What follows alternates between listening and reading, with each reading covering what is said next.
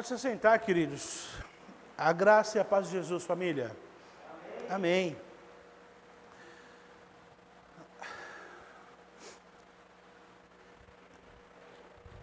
A gente está com uma série de sermões, cartas de Jesus para nós, a igreja que devemos ser segundo Jesus. A nossa pergunta é, que igreja a gente deve ser? Primeira coisa, o que é igreja? Igreja, evidentemente, não é esse prédio.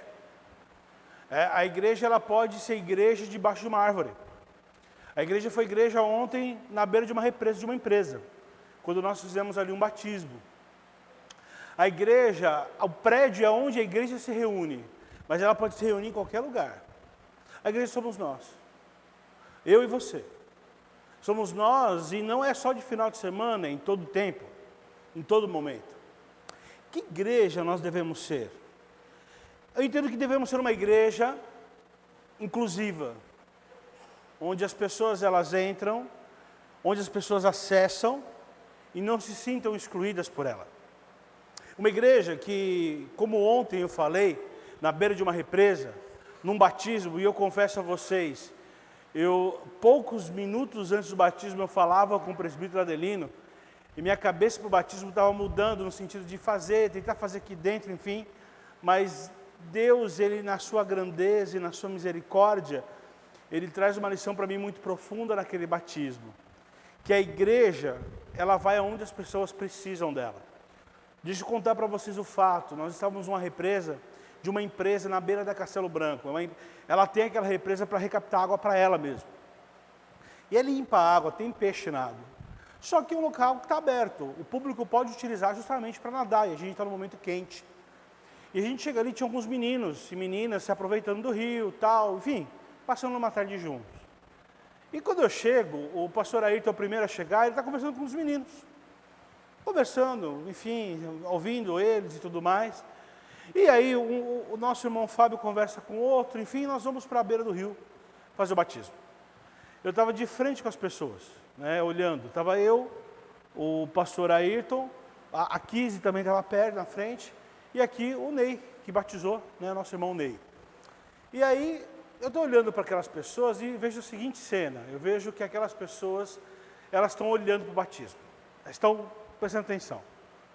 Nós estamos cantando e as pessoas começam a baixar a cabeça. Os meninos baixam a cabeça. Baixam a cabeça, pensativos, ouvindo aquelas músicas, prestando atenção naquilo. O pastor Ayrton faz a mensagem a respeito do batismo, o que significa o batismo. E na hora, Deus vem para mim e mostra que eu deveria falar alguma coisa. E eu falo a respeito do Ney. O testemunho que o Ney tem, um dia ele vai contar para vocês como Deus preservou a vida dele de uma forma muito linda. Deus preserva a vida dele. E eu digo no final daquele momento, olha, batismo é a segunda chance. É a segunda chance que ele está tendo. É a chance de Deus. E nesse momento eu vejo uma menina lá atrás, que não era do nosso grupo, chorando. Outro rapaz, eu falei, gente, essa é a igreja fora da igreja. A gente faz o batismo, é muito emocionante, é muito bonito. Quem conhece o Ney sabe, ele fica muito emotivo. Nós saímos da água, vão os rapazes conversar com os meninos. Eu fui lá cumprimentá-los, o próprio Ney cumprimenta. Eu tenho uma outra visão incrível, que é a nossa diaconisa Kátia, o nosso irmão Marcos, orando por aqueles meninos. A gente termina o batismo assim, uma igreja que não foi só batizar, mas foi proclamar o Evangelho de Cristo. Fora desse prédio, fora desse prédio. A igreja que devemos ser é uma igreja que acolhe. Eu estava agora há pouco ali fora conversando com alguns irmãos, e a gente preocupado com uma família que veio pedir ajuda para essa igreja de alimento, de condições, e a gente preocupado em saber onde está a família, porque nós descobrimos que nós temos condições de ajudá-los, e ajudá-los com coisas que eles precisam. A igreja está preocupada onde essas pessoas estão para a gente levar o que eles querem, que eles precisam na verdade. A igreja que devemos ser, e eu estou falando de igreja são as pessoas, é uma igreja que se importa, é uma igreja que é inclusiva, é uma igreja que ela tem que tomar cuidado para não perder a sua identidade, porque nós temos uma identidade bem fixada. Por isso que eu quero que vocês prestem atenção, e se você tiver Bíblia, ou no seu celular, ou de papel, Abra aí, acesse a Bíblia em Apocalipse, no capítulo 2. Eu vou ler aqui uma das cartas que Jesus escreve para uma casa, para uma igreja, a igreja de Pérgamo. Apocalipse, no capítulo 2, a partir do versículo 12. Acompanha comigo. Ao anjo da igreja em Pérgamo escreva: estas são as palavras daquele que tem a espada afiada de 2 gumes. Sei onde você vive, onde está o trono de Satanás, contudo, você permanece fiel ao meu nome, e não renunciou à fé em mim, nem mesmo quando Antipas, minha fiel testemunha, foi morto nessa cidade onde Satanás habita. No entanto, tenho contra você algumas coisas. Você tem aí pessoas que se apegam aos ensinos de Balaão, que ensinou a Balaque a armar ciladas contra os israelitas, induzindo-os a comer alimentos sacrificados a ídolos e praticar imoralidade sexual. De igual modo, você tem também os que se apegam aos ensinos dos nicolaítas. Portanto, arrependa-se. Senão, virei em breve até você e lutarei contra eles com a espada da minha boca. Aquele que tem ouvidos, ouça o que o Espírito diz à igreja. Ao vencedor darei do maná escondido. Também lhe darei uma pedra branca com um novo nome nela escrito, conhecido apenas por aquele que o recebe. Quando a gente fala de Pérgamo, é uma cidade interessante. Ela é uma cidade muito importante. Pérgamo, ela é uma cidade tão importante que quando o seu rei vai morrer, ele doa a cidade aos romanos. Ao contrário das outras cidades, ela não é conquistada por romanos, ela é doada para os romanos. Pérgamo fica na Ásia, hoje onde é a Turquia, fica ali quase de frente ali com o Mediterrâneo. A cidade de Pérgamo é uma cidade tão gloriosa que era conhecida como a capital romana do Oriente, ou da Ásia, se você assim preferir. Era a capital romana mesmo. Era uma cidade onde você tinha altos magistrados, você tinha representantes do Senado do Império Romano, onde você tinha militares de alta patente nessa cidade. É uma cidade muito importante, gloriosa. Ela é uma história, se não é a cidade mais importante, é uma das mais importantes da história da Ásia. Ele é um centro cultural. Ali, em Pérgamo, tinha a segunda maior biblioteca do mundo, só perdia para Alexandria. Detalhe, em Pérgamo é a primeira vez, na verdade é o lugar onde se usa pela primeira vez o pergaminho. E eles se orgulhavam por essa herança cultural deles. Pérgamo também é um centro religioso, é um centro pagão. Existiam ali todas as religiões. O templo de Zeus, ele tem um altar enorme. Para vocês terem uma ideia, como eu não estou usando slides nessa série, mas eu te incomodo a procurar no Google depois, coloca o altar do templo de Zeus em Pérgamo, vai ter uma réplica no Museu de Berlim, onde o altar ele é muito grande, ele é enorme o altar, só o altar do templo de Zeus. Também lá em Pérgamo, tinha a adoração a Esclápio, que é o deus da cura. Ele é representado por uma serpente, a mesma serpente que é o símbolo da medicina. A medicina se inspira na história desse deus para usar como símbolo. Não estou falando que não é para médico não, irmãos. Só estou trazendo aqui um dado histórico mesmo, interessante da cidade. Continue indo no médico, por favor. Tá bem? Então, é uma cidade, por conta dessa adoração a Esclápio, tinha doentes do mundo inteiro. Porque acreditava-se que esse Deus, ele podia de fato curar as pessoas. Ele é o centro asiático do culto ao imperador. O imperador, ele reclamava para si, o imperador romano, reclamava para si o título de divindade. Ele reclamava para si a adoração. E lá, como também tinha em Esmirna, você tinha também a adoração à deusa Roma e ao deus imperador. Você tinha os templos dedicados a eles. Era uma espécie de religião tolerante. Enquanto que as religiões, elas exigiam uma certa exclusividade, olha, você adora a mim, não adore mais ninguém, a adoração ao imperador, ela era tolerante, olha, você pode me adorar, mas pode adorar quem você quiser também. vinha com essa ideia do ecumenismo que afeta a sociedade como um todo. Todo mundo não achava problema você ter mais de uma religião, ter mais, só que eu não estou falando no caso de denominação cristã. Profissão de fé cristã, você tem várias. Você tem nós aqui, os promessistas, você vai ter presbiterianos, batistas, Congregação Cristã do Brasil. Não é ir nessas diferentes profissões de fé. Mas aqui são diferentes religiões mesmo. Cristianismo, com paganismo, com culto ao imperador. Então, era uma cidade que para eles era comum, justamente por conta da natureza do culto ao imperador ser um culto mais tolerante. Permitir esse ecumenismo. É onde Jesus fala que está o trono de Satanás. Não era uma declaração, não era uma adoração declarada. Não tinha o templo de Satanás. Mas ele era silenciosamente adorado pelas pessoas. Ele imperava na indiferença em relação à maneira como tratava as diferentes religiões, ou a violência pela qual elas utilizavam para que os seus adeptos continuassem firmes nela. É uma cidade que tinha uma liberdade escravizadora. Olha, você pode adorar quem você quiser, mas adore aqui. Não saia daqui para adorar. Pérgamo era uma cidade incrível, mas altamente comprometida em relação a Satanás.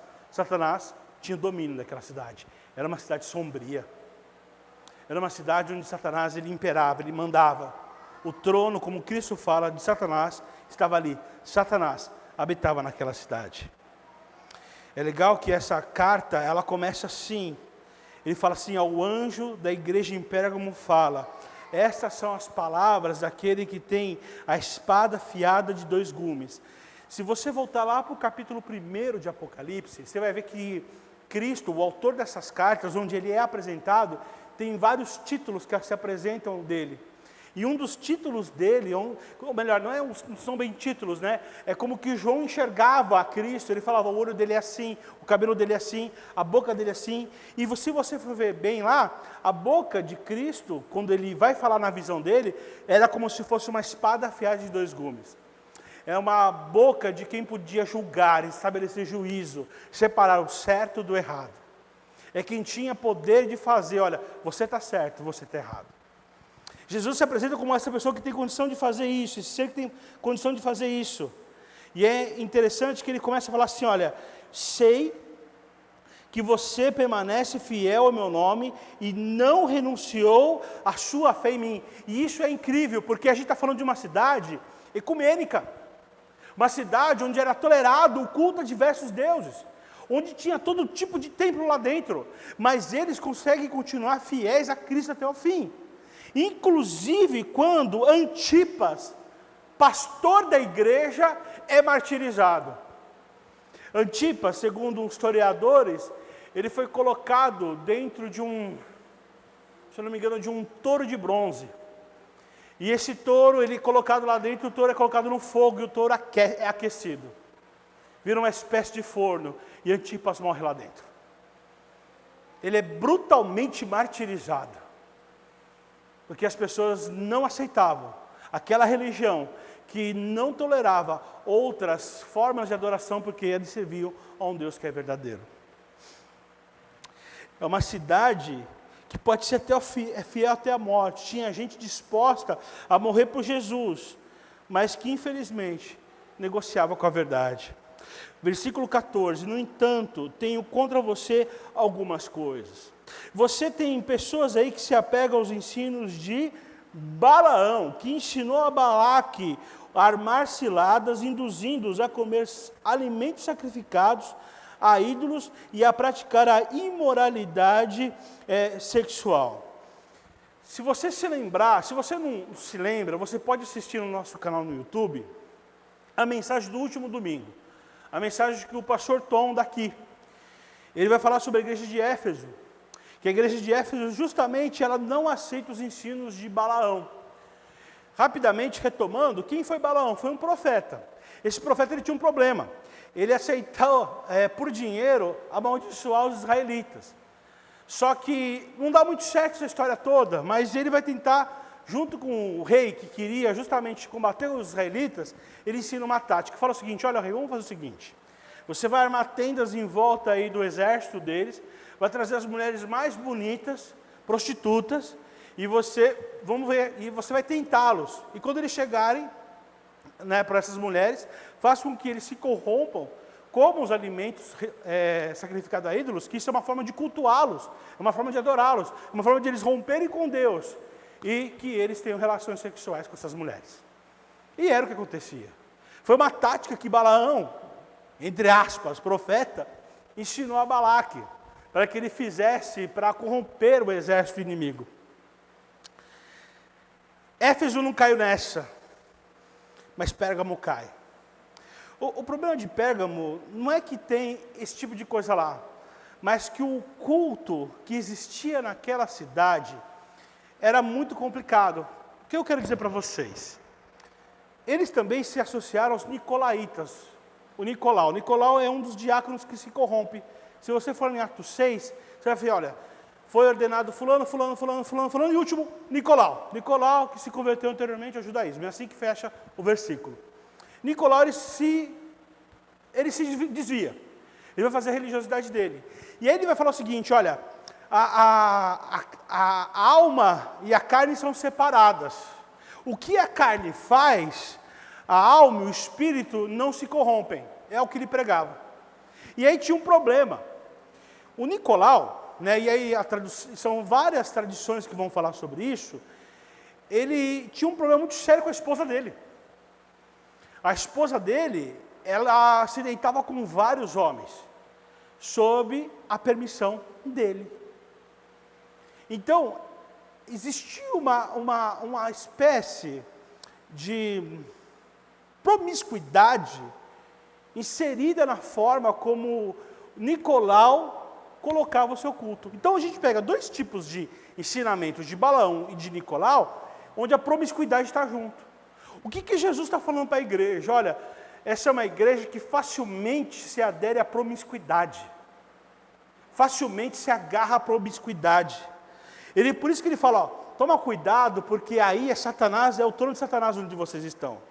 É uma igreja que diante do pecado, ela se enfraquece. É uma igreja onde Satanás, ele ataca a essência da igreja. É uma igreja que tem pessoas promíscuas, que acreditam que o que elas fazem, porque depois que elas aceitaram Jesus, pouco importa para a alma delas. Elas eram permissivas à promiscuidade. Era isso que as pessoas faziam. Aí você está falando assim, puxa, que coisa terrível, né? Que coisa, gente, olha, como pode pessoas cristãs fazer uma coisa dessa? Como pode? A gente, muitas vezes, não somos diferentes desses seguidores de Balaão e seguidores de Nicolau. A promiscuidade, muitas vezes, ela está dentro da nossa casa. Quando a gente liga a TV em alguns programas de TV, a promiscuidade entra na nossa casa. A pornografia é a porta de entrada da promiscuidade. Infelizmente, tem muita gente escravizada por isso. E você fala, mas é todo mundo... quem faz isso é safado, sabe? É gente que não tem vergonha. Hoje a gente que é escravo. Se permitiram escravizar por Satanás. Ser escravizados por Satanás. Nós não estamos, na nossa realidade de hoje, na cidade de Sorocaba, que se orgulha por ser uma das cidades mais proeminentes do interior de São Paulo, uma cidade que se orgulha por ser uma das mais antigas do interior de São Paulo, uma cidade que se orgulha por ter riqueza, umas grandes empresas dentro dela, uma cidade que se orgulha por ter pessoas importantes dentro dela. Nós não estamos diferentes das pessoas de Pérgamo, ou até mesmo dos crentes de Pérgamo, que eles entendiam que assim, eu vou na igreja, Deus sabe do meu coração, Deus conhece o que eu tenho, mas eu consigo separar, na minha cabeça apenas, o meu espírito, a minha alma, a minha fé da minha carne. E aí eu me permito me chafurdar em coisas como a pornografia, da mesma maneira que eles eram propensos à promiscuidade. A igreja de Pérgamo, ela tinha pessoas, e não era inteira, que estavam inteiramente entregues à promiscuidade. Eles não são muito diferentes de nós, em Sorocaba. Nem um pouco. Eu peguei um exemplo que é pornografia, mas o que eu poderia fazer uma lista de exemplos. Uma lista de exemplos. E Jesus está falando, olha, eu sei que tem gente que se apegam a esse tipo de ensino. E ele vai falar o seguinte, olha, por isso arrependa-se. Ele está falando para se arrepender porque não dá mais para continuar desse jeito. Não dá mais para levar a vida assim. Jesus está falando para a igreja dele que ele não tolera esse tipo de separação, esse tipo de vida dupla, ele não tolera. Ele fala, arrependam-se, porque senão eu virei em breve e lutarei contra eles, e com a espada que sai da minha boca, em resumo, eu me oporei a eles, trazendo a minha justiça, onde eu separo o certo do errado. Jesus está falando assim, não dá mais para a gente viver uma vida dupla, não dá mais para a gente misturar as coisas, não dá mais para a gente aceitar tudo, não dá mais. A igreja de Pérgamo, ela sofria os ataques de Satanás, a fim de ela ser mais condescendente com as outras religiões. Algumas pessoas dispostas a morrer por Cristo, dentro da barriga de touros de bronze. Mas ao mesmo tempo tinham pessoas que eram permissivas à promiscuidade. Achavam que não tinha problema se misturar com outras pessoas, praticar atos libidinosos, não tinha problema. Não tinha problema. Eu participar de orgias, não tinha problema. Porque minha alma está salva. Não tinha problema eu me chafurdar na pornografia, porque minha alma está salva. Jesus fala para a igreja, arrependam-se. É hora de vocês se arrependerem. E ele fala o seguinte, olha, presta atenção no seguinte, olha. Aquele que tem ouvidos ouça que o Espírito diz às igrejas. Ao vencedor darei do maná escondido, também lhe darei uma pedra branca com um novo nome escrito nela escrito, conhecido apenas por aquele que o recebe. Você pode estar falando assim, qual que é a esperança dessa igreja? Qual que é a esperança de mim como igreja? Porque o problema de Pérgamo, com muita sinceridade, é o problema de hoje.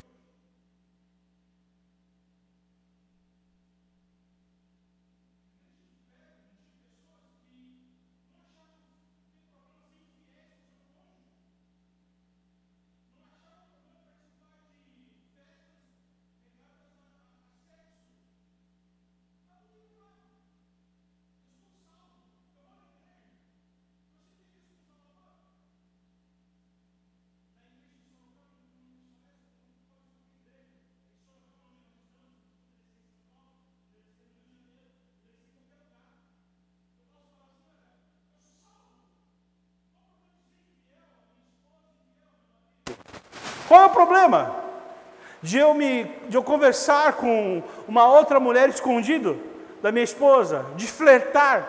Qual o problema de eu consumir pornografia? Qual o problema de eu participar de festas que tem algumas coisas erradas lá dentro? Qual o problema? Porque o meu espírito está salvo. Qual é o problema? Jesus fala para a gente, se arrependa. Eu não aceito isso.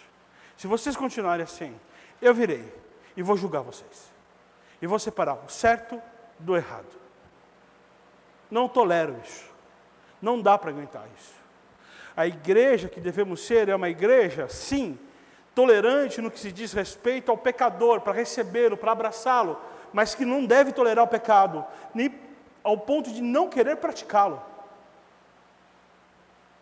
Aí você fala assim, e eu, pastor? E eu? Porque eu posso ser igual a igreja de Pérgamo. Eu estou vendo a igreja de Pérgamo aqui, e muitas vezes eu caio nesse erro, porque eu acho que eu estou salvo, e eu não tenho condições de sair dessa crise promíscua na qual Satanás me trouxe. E é Satanás. Jesus deixa muito claro, esse lugar aí é o trono de Satanás, é onde ele está, é onde ele vive, esse lugar que você se orgulha, ele está aí.